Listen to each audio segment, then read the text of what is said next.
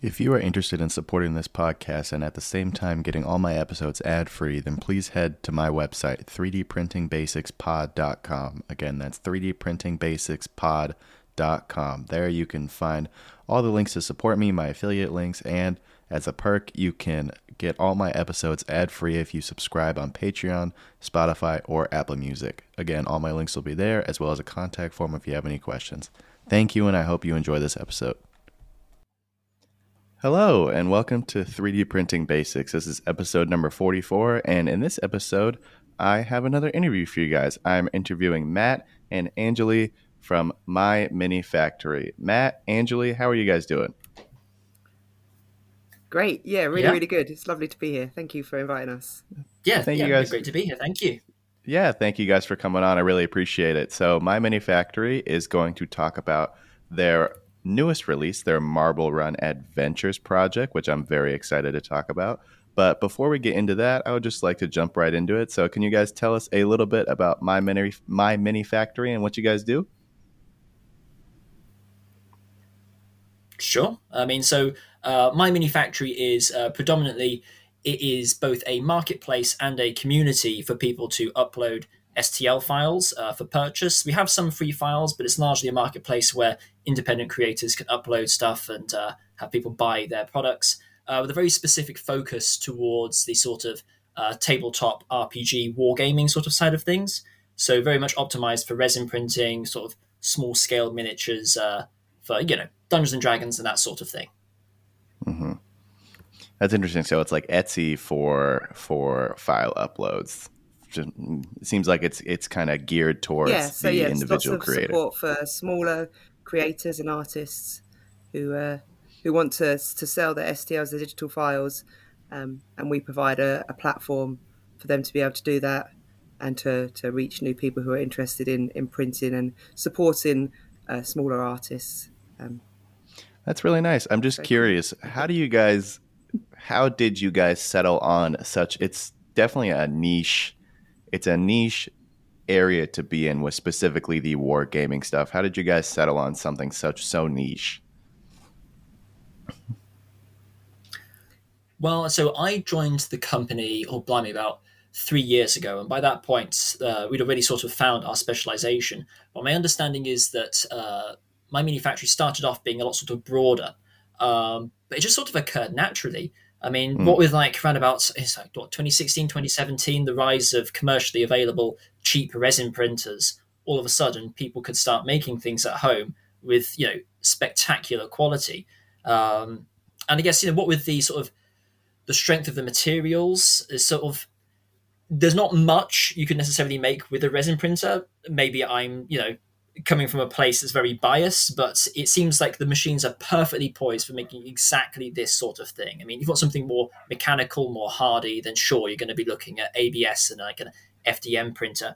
But for this sort of resin revolution that came about just under 10 years ago, I think it was really, at least from my opinion, miniatures on tabletop were sort of leading that sort of market. But maybe that's just me. That's what I saw, at least. Yeah, I think totally right. Like, especially, I mean, in the UK, sort of a lot of the miniatures, the miniature games that you sort of have heard of, your games workshops and stuff started in the UK. That's where they live. They were born here, and so there is always and has always been a really big community of people who are creating miniatures for wargaming and for skirmishes, as well as for RPGs. And so it just sort of makes sense that would be the niche that we fall into. I think with the rise of people, more and more people playing role-playing games and wanting to get into wargaming, it's 3D printing became a really easy way for them to get into it without having to spend loads and loads of money on miniatures that maybe weren't exactly what they were after. It allowed them to be more specific and more sort of keen to make their own stuff and to build stuff that was perfect for their particular game that they were playing.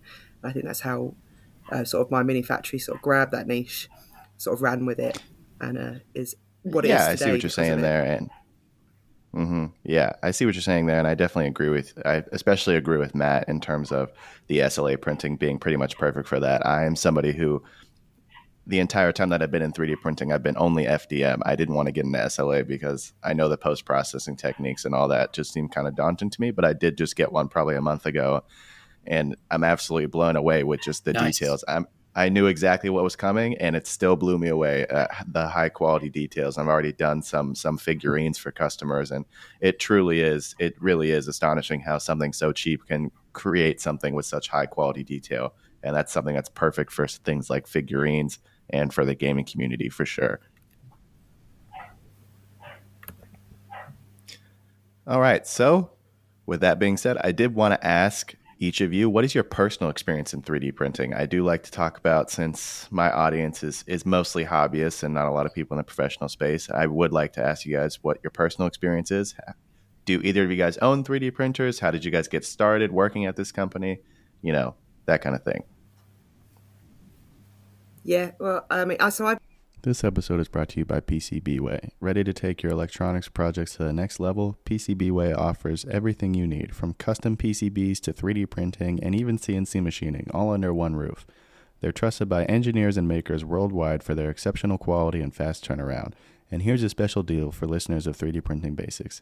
Use the promo code 3D Printing Squared, SQUARED, to get $10 off your first order. Start your next project with PCBWay and see the difference for yourself. Head over to PCBWay.com today. been in the board gaming industry for about 12 years now. Worked in various roles, mainly with distribution of board games and RPGs.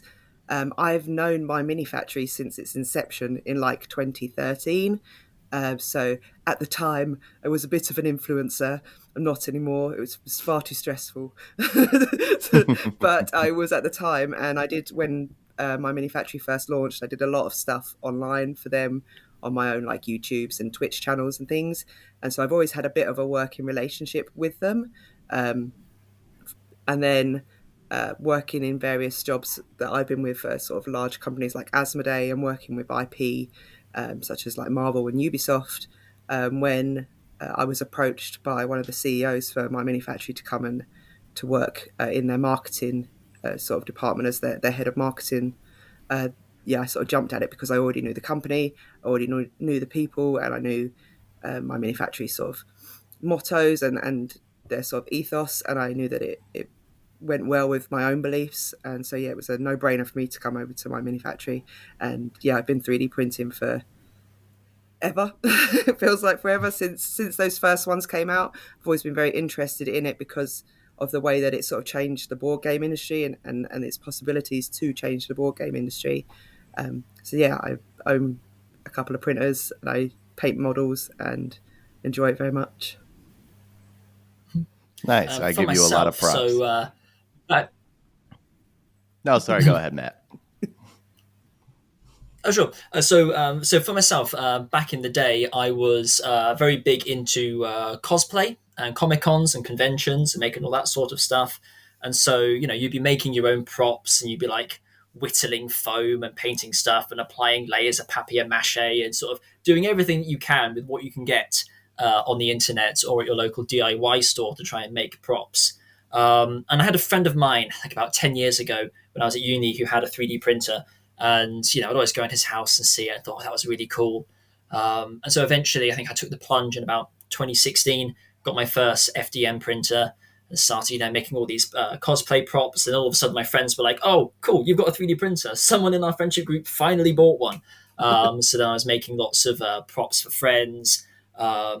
And then around about 2017, I got back into Dungeons and Dragons. I played a fair bit of 3.5 edition back in my teenage years, but I sort of let it sleep for a while. But with the massive resurgence of the hobby, got back into the game in 2017. And then that was right about the time, like I was saying earlier, the sweet spot when resin printers became commercially available in the home at an affordable price. And I thought, you know what, I'll give this a try. So I always had sort of a background in science. So I've always loved machines and collecting these things and building and tinkering. Currently, I own, by me, have at least 5 3D printers, I think, various different size FDM and resin ones. I had a sort of a science-related job, which unfortunately I lost during the pandemic. Saw that My Mini Factory were hiring, and I was like, hey, I buy from those guys. I know those guys. I didn't know they were based in London. So I sent a message along, and 3 years later, I'm still here, and yeah, I'm having a great time. It's a lot of fun. That's really nice. I like how both of you guys That's a just lot of 3D knew printers. of My Mini Factory before you got in there. That's really cool. And Anjali, just props to you for painting your models. That is just something that I could never get behind. It's so much work. I can't even imagine the amount of effort you put into that. But that is props to you for My doing D that. and D group was super lazy. Like they wanted, like they didn't want theatre of the mind. They wanted miniatures, and they didn't want to paint them, and they didn't want to print them themselves. So I had to plan the game, print all the minis. Everything was done by me, and they just showed up and caused chaos. But Yeah, sounds yeah, like you got to but start I found charging. something that I really, really enjoy. It's quite a nice, stress-free hobby as well to have, like just painting up in my loft room. It's very nice. Yeah, absolutely, absolutely. That's really nice. I like that we got both your guys' background. So now, can you guys tell us a little bit about the project, Marble Run Adventures? I know you guys said that you just released it last week. So tell us a little bit about what you guys got going on there.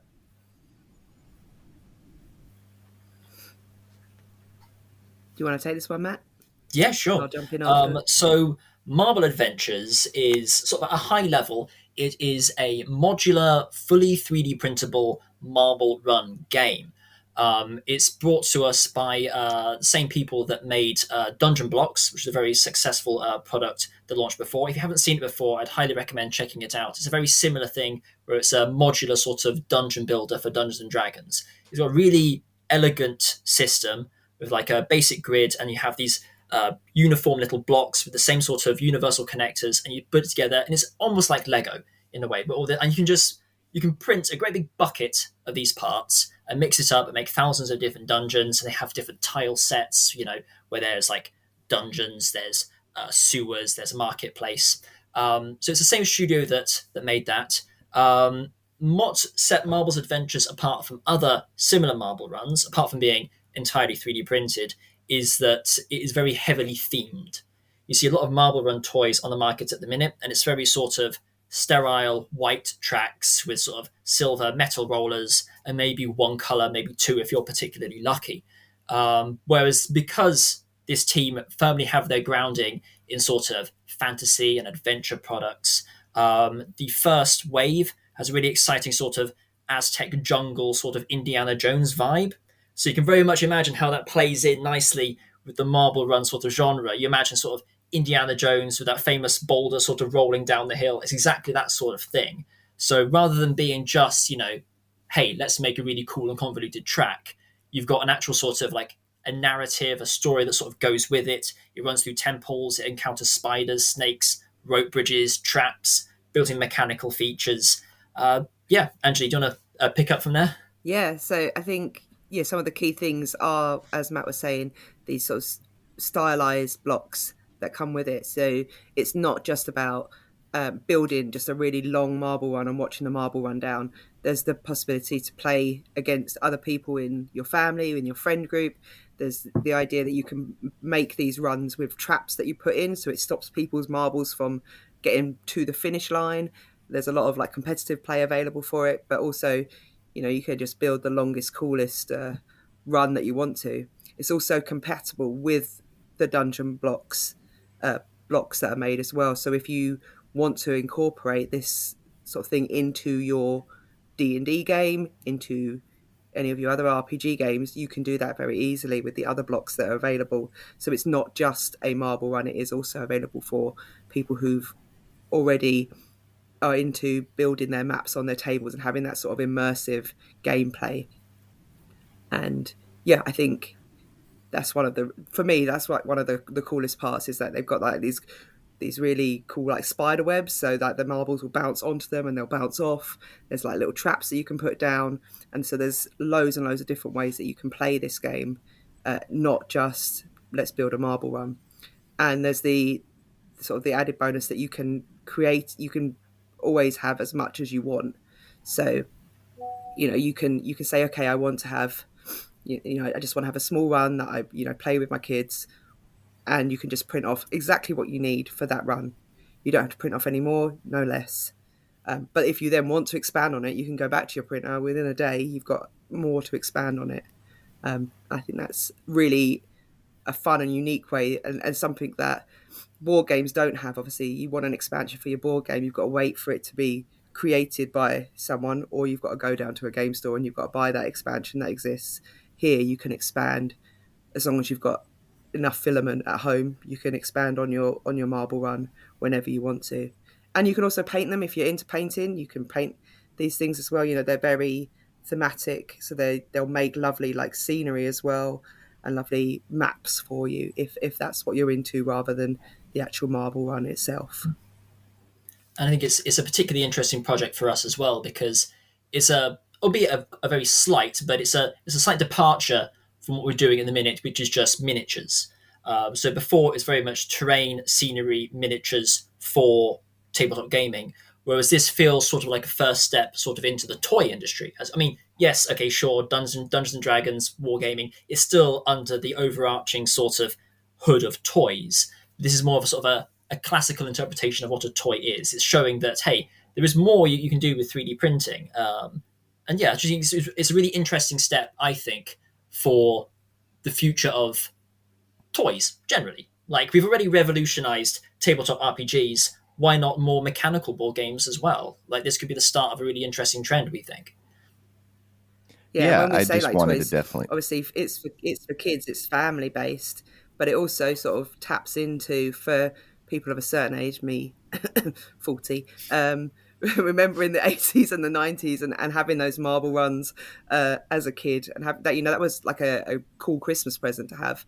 And so the idea that these games are educational, you know, they tick off a lot of the STEM sort of educational checklist there, and but they're also for adults. Like, you can unlock the child within you by playing these adventures as well, even if you don't have kids.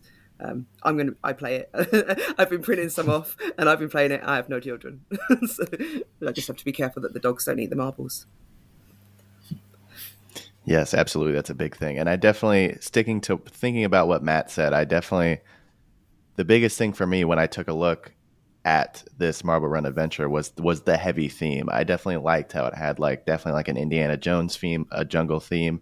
I just went to downtown Disney, and there was an Indiana Jones thing, and it seems like you could incorporate that almost directly in there without batting an eye. And that's something that I really like. And also the expandability, for sure. That's something that I always love about 3D printing, is like, if you need something, you can, if you want to add something to your game, or you want to add something to whatever, you can just make it. And so you can make this marble run can theoretically be infinitely long. You can print it to make it a mile long rather than having to buy all these parts, exactly what you said. And I really like that. And something for me, I said, with your age, I'm a little bit younger. I don't want to say my direct age, but I'm in my 20s. So I wasn't too far around. I wasn't born in the 90s. I was born after the 90s. So, but something for me with marble runs, and me growing up with like screens being a large thing, is marble runs to me were something that was always very interesting, and something that would put a kid's mind to work, and be able to kind of unleash the creativity that's inside the child. So that's what I really like to see is toys like that and games like this that don't need a screen, but can still, cause the children's mind to work and be able to unleash the creativity in them. And that's something that I just think is really cool about this Marble Run. And And another thing, like just looking into that. Oh, sorry, Matt was saying, like, I was talking to Matt earlier, like before the interview, and we were saying like it's a great opportunity to teach your. This episode is brought to you by Sculptio. Are you ready to bring your 3D printing projects to life? Look no further than Sculptio. Whether you're a hobbyist, designer, or business owner, Sculptio's on-demand 3D printing service has you covered. With over 75 materials and finishes to choose from, Sculptio helps turn your ideas into reality with precision and speed. Plus, as a listener of 3D Printing Basics, you get an exclusive deal. Use the promo code 3DP_basics_10% at checkout for 10% off your order. Don't wait. Take your creations to the next level with Sculptio. Kid about 3D printing, because all of these are supportless, so they print straight away. You don't have to slice them. You don't have to add supports to them. You just sort of slice them, and then they'll just print out. And then so there's no really complicated stuff that they need to learn, it's like a really good gateway for them. If you want to teach them how to use an FDM printer in a really simple way, these are perfect for that, because you can just show them the software, they can choose the bits that they want, and then you can get it printing, which is another thing that obviously resin printers become a little bit more complicated. With I mean, you could probably print these on resin. It might take up a lot of resin, or you might have to hollow it out quite a lot. But it's definitely, they're great for the FDM printers. And so you can start that sort of process with your kid as well, of that, looking at new technologies and things, which I think is really exciting, rather than just them watching it happen on a screen, to actually get their hands in and learn how this technology works, which I think is really, really important. Yeah, I was just going to say a few other little points to tack onto that. It's also sort of, in a way, you could consider it a lot more environmentally friendly than other toys, because these sort of things where you print on demand. Let's imagine, let's dare to dream that nobody wants this and no one likes it. There's not going to be a warehouse with 50,000 units waiting to go into landfill. That's never going to happen. And when you have these sets, there's always those 2 or 3 bits that you look at and you think, why did they include that? No one would have ever asked for this. And then the aggregate across however many thousands are sold globally, that's so much wasted plastic. There's something to be said for the fact that you're printing only exactly the pieces that you need in an exact and a precise manner, which I think is definitely a huge bonus. But I was also going to say, talking about the theming, coming back to that briefly. So based on how well this product is received and how people respond to it, and sort of the community feedback, as it were, the team that have developed it are also considering doing other sort of tile sets, other skins for it, a lot like what they did with the Dungeon Blocks product. So we might see, I mean, I'm just guessing here, I can't speak for exactly what they do, but maybe more of like a medieval dungeon sort of a vibe, or like an alien spaceship, or, something along those lines. There's other tile sets and different themes could be applied, and then you could even have them come together. You could have one that rolls into the other, and race across different zones, and have your marble travel through time and space and visit all these unusual locations as you race through to see who can get to the end first. I love that. Yeah, that's provoking the imagination if I've ever heard of it. That's really awesome. And I hope that, I know for sure, coming back on, you said this project is not going to sell 0 units for sure. So it's definitely going to do well. And I hope it does well enough to enable them to come out with other skins like you were talking about. But I think that leads nicely into our next question of, we kind of already touched on it, but how would a project like this, how does this appeal to the novice 3D printer? Because my podcast, most of my audience is people who are just getting into 3D printing. This podcast is tailored to the beginning 3D printer, someone who is just getting into it. So how would this project appeal to somebody who's just getting into it, and how could it possibly open the gateway to somebody who's maybe looking to get into 3D printing? I think, as we mentioned, the project is supportless, so you don't have to worry about adding supports. You don't have to worry about how you're going to angle it. It's all sort of on the bed, and it just prints up for you. So it's a really simple, easy project to get you started.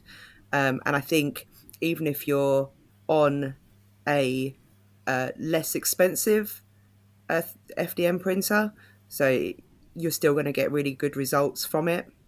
Obviously, if you're going top of the line, you're going to get amazing.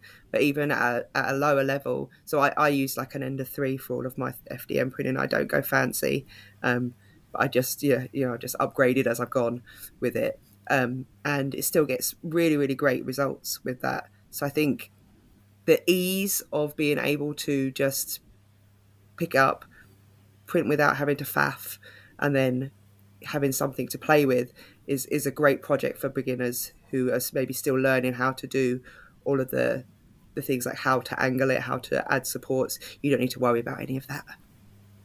And I think we also touched upon earlier, it's a great product for sort of getting your kids into it as well.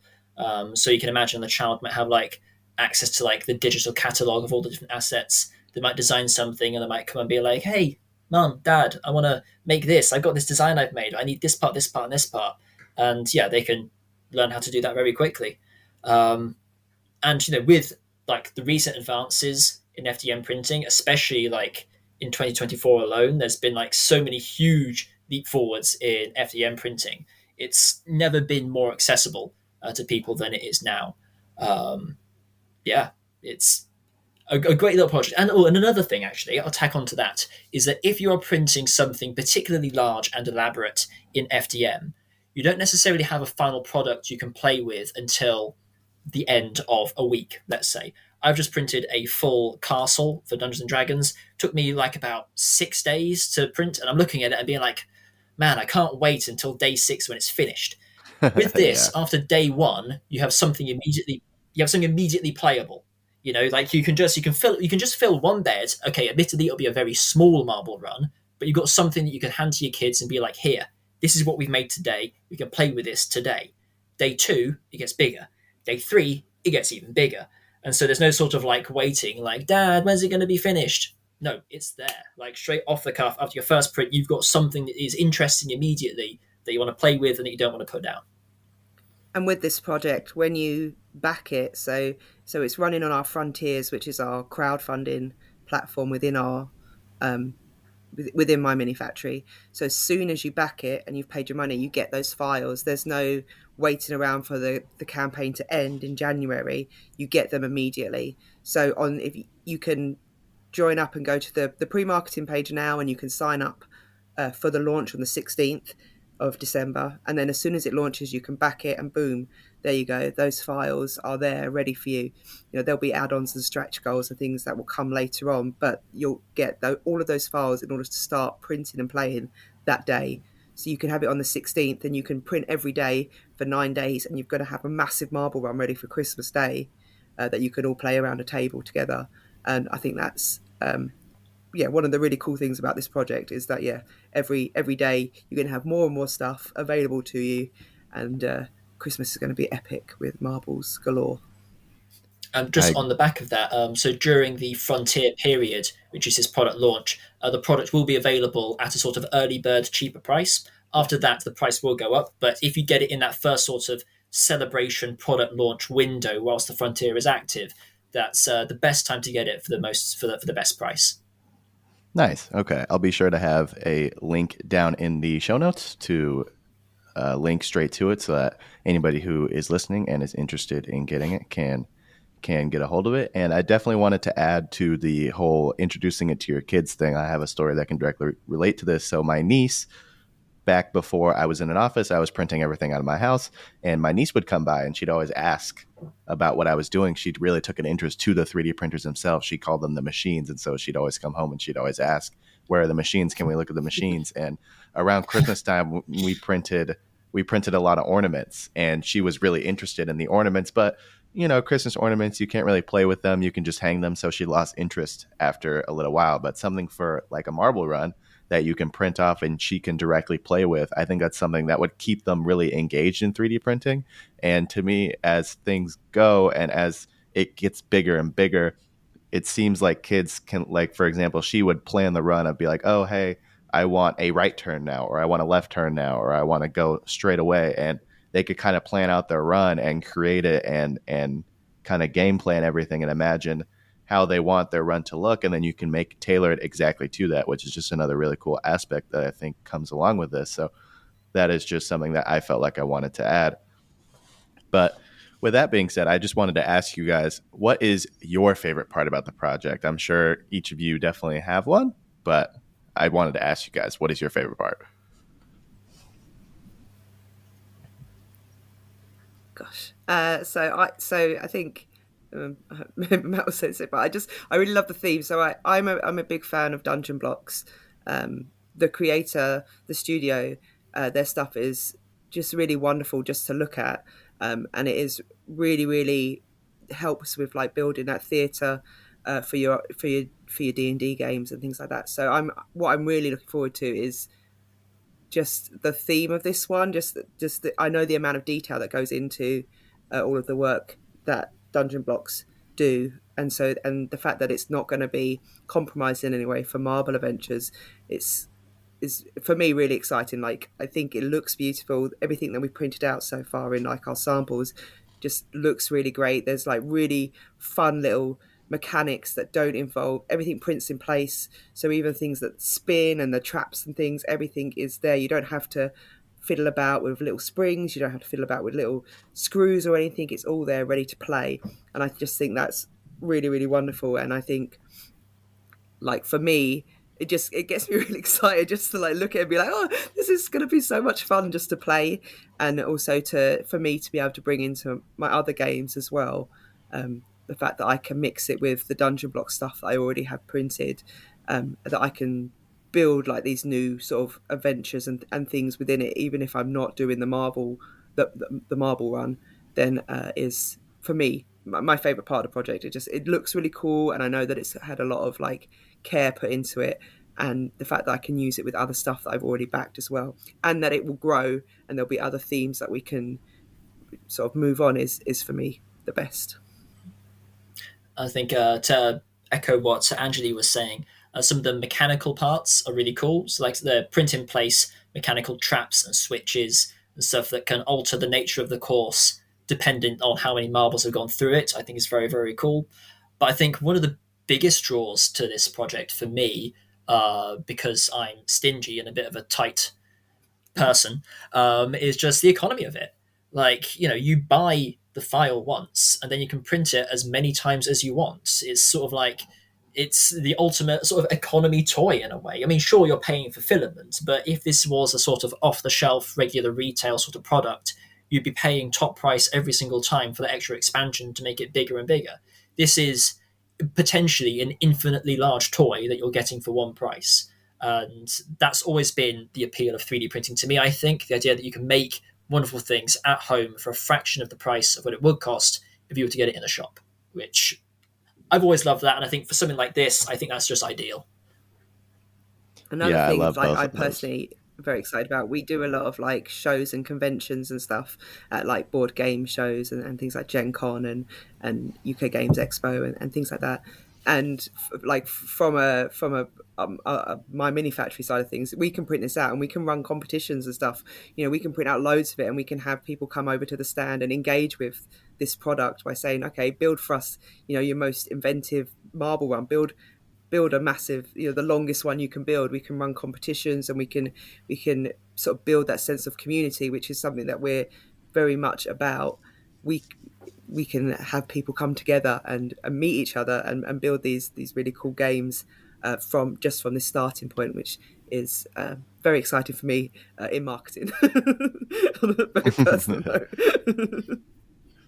That's a very good marketing point for sure. I think I agree with everything that you guys are saying. I think definitely my favorite part of it is that there's just no supports. Coming from somebody, I haven't been in the game super long 3D printing. I've been 3D printing since 2020. I saw an ad during the pandemic and it took me by absolute storm. But for me, the thought of something being so interchangeable and having such cool aspects to it, but being print in place and having no supports, that's something that's really appealing to somebody who's never gotten into it.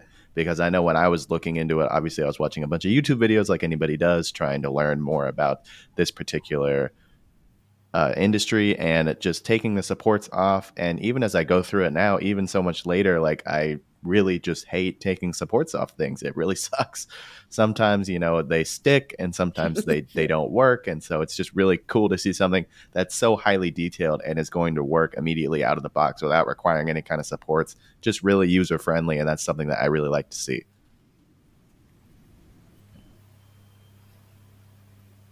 Yeah, I hate picking supports because I'm very clumsy as well. So I inevitably just tweezer off something that was quite important. And it's like, oh no, now I've got to build that with some putty or my something. hand will be cramping with the needle nose pliers for sure. Yeah. And again, being frugal as ever, you're not wasting any filament printing any supports. So yes, you're getting absolutely. more for your money. Every last bit of filament being turned into product. Nothing's making its way into the bin. Yeah. That's another great additional point. All right, so that's Marble Run Adventures. If you guys are listening to this when it first comes out, it's coming out on December 16th. all you have to do, there will be a link in the description. You can back the project, and then you will get all the files immediately after. Before we go, I would like to ask you guys what I ask everybody that I interview. If you could go back and give yourself one piece of advice when you were just starting 3D printing, what piece of advice would you guys give yourself? For me, I would say that it took me a while to learn. I would say 90% of your problems with 3D printing are to do with bed leveling. Mhm. Don't go down a rabbit hole of chasing other things. It's not your nozzle isn't blocked. It's what it is. It's your bed isn't leveled. Either get really good at that or invest straight away in some sort of apparatus that will level it for you or tell you that it's not level. Honestly, that was just sort of like leveling is king. It really is. I mean, obviously these days you don't have to worry so much because all the bells and whistles will do it all for you. But back in the good old days, where we were like sticking it back together and stopping it falling apart with sticky back plastic and elastic bands, yeah, that was the main issue. But it's Yeah, a that was hard a learned good day lesson. when I got one for my Ender 3. It's like, oh, this is so exciting. It does it all for me. I don't just sit there going like this the whole time, hoping that Yeah. it's level Yeah, with a little... the good old Oh, that days was almost awful. took me Yeah. out. I struggled with my Ender 3, and I literally didn't print anything for like 8 months because I was struggling so bad with it, and I didn't want to do it, and it almost just took me out of the game entirely. Yeah, it really can. I mean, like, it's a bit of a mixed bag, really, because yes, we've got the ease of access for 3D printers these days, but I always used to compare 3D printing to sort of like the old retired guy lovingly repairing like an old sports car in his garage. Like, in those sort of slightly hairy earlier days, you would take that machine apart and put it back together, and you would know intimately every single spring, screw, and rod in that machine. And if it broke down, you'd know exactly how to fix it. Which, Mhm. maybe that's a skill that people these days, maybe that would be lost as things become a bit too user friendly. But I'm glad that I persisted through the horrors and made it out the other end. Yeah, I think I agree with you in I terms of think for that. me, That I definitely agree in terms of that you can become intimate with your machine and you can know the ins and outs. But for somebody for me who has, I've definitely taken a lot to this new Bamboo Labs eras and the plug and play machines and not having to put it together.